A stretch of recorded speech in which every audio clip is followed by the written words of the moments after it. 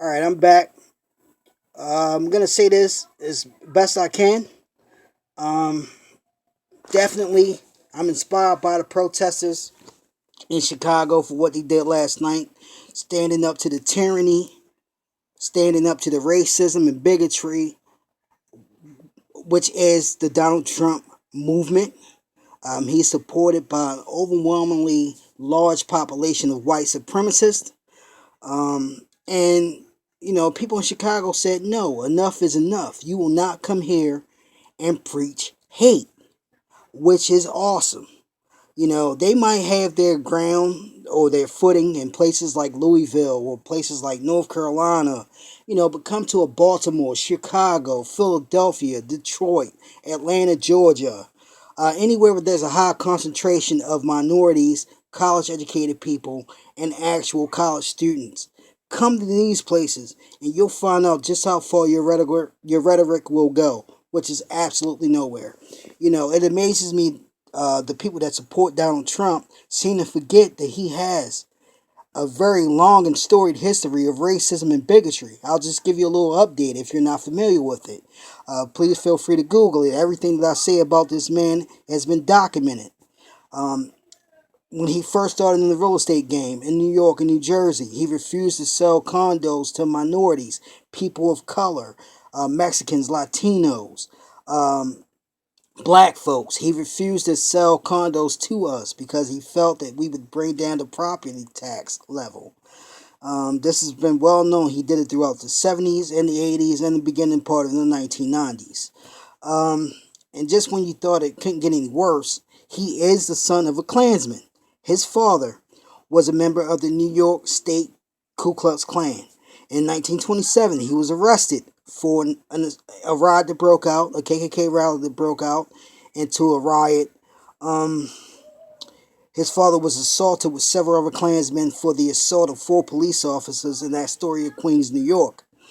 This is very well documented. I'm not lying to you about anything on this.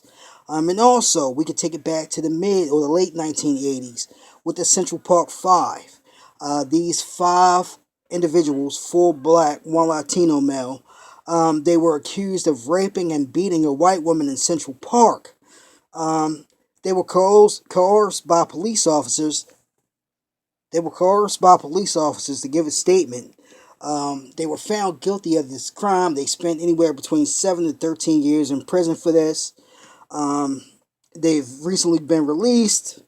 They received a large monetary settlement for this, and they were acquitted for the crime.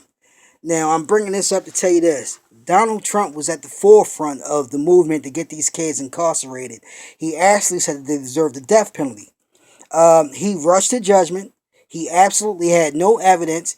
He was no part of the case except for being an outside agitator, adding to the racial problems that existed in New York at that point in time. Okay? He was willing to throw his money around then to promote a cause of division, and he's doing it right now. All right? Bottom line is, if you're a Trump supporter, regardless of what your stance is, okay? To me, you're saying that you're okay with the racial division. You're okay with the violence at his rallies. You're okay with race relations being the way it is in America. You're okay with just being a supporter of a man who's openly bigoted and openly racist. That's right, I said it. There's no other reason why a person would support a man like this with his storied history. Why else would you stand behind this man? Why else would you stand behind him? All right? He hasn't revealed one idea or one policy that would make all Americans better. He hasn't. The only thing he's talking about is doing more drone strikes, killing more innocent people. Um, he wants to build a wall on the border, like that's going to stop illegal immigration. If people want to get here illegally, they're going to get here illegally. Um, Putting up a wall is not going to stop that. Okay? It's not going to stop that. I mean, we have some examples of walls. Look at what happened over in Berlin in Germany with that wall over there. Walls don't stop people. If people desire a better life and they're willing to risk life and limb to make it to America by any means necessary, they are going to do that. So instead of trying to isolate those people, we need to do something in our immigration process or our system to make it easier for people to come over here. And if you are over here illegally and you get a job by one of these Fortune 500 companies, then it should be the duty of that company to pay taxes and act as your sponsor, and get you through the whole immigration slash residency slash uh, citizen um, process. You know, these Republicans love talking about illegal immigration, but I would dare you go to one of their houses and you'll see how many Mexicans are actually doing their landscaping and how many Haitians are actually cooking in their kitchens. But they hate illegal immigration. They hate it on paper, but they don't hate it in real life because they benefit from it. More cheap labor, you know.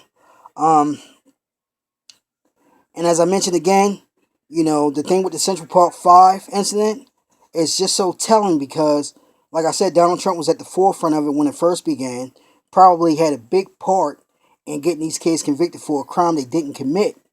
But then after the kids get released now in their 30s, my age basically, after they get released from prison and they get a large settlement from the state of New York for being wrongly incarcerated, Donald Trump has the audacity to go to New York Times and post an op-ed saying that it was a disgrace, that the settlement was a disgrace.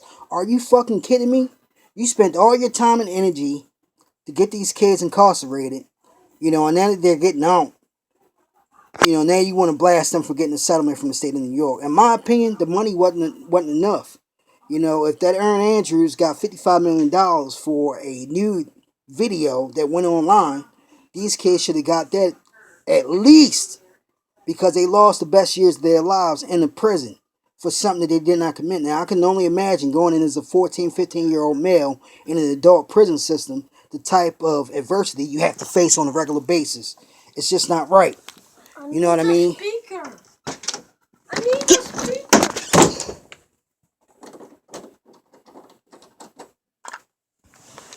Sorry about that. I was interrupted. But like I said, all you Donald Trump supporters, do your research. And if you do your research and you find out what I'm saying is true and you still support him, then you have the problem, not me. You need to do a self-imposed more inventory on yourself because there's no way in the world that you could do research on this man and find out what I'm saying is true and yet still support him. Okay? Do your research. Stop being a sheep. Stop relying on Fox News and Breitbart and all the other right-wing outlets for your sources of information because this man has a storied history of racism and bigotry. He was wrong in America. He is wrong for America. He should not hold title of the President of the United States of America. And that's all I got to say about it.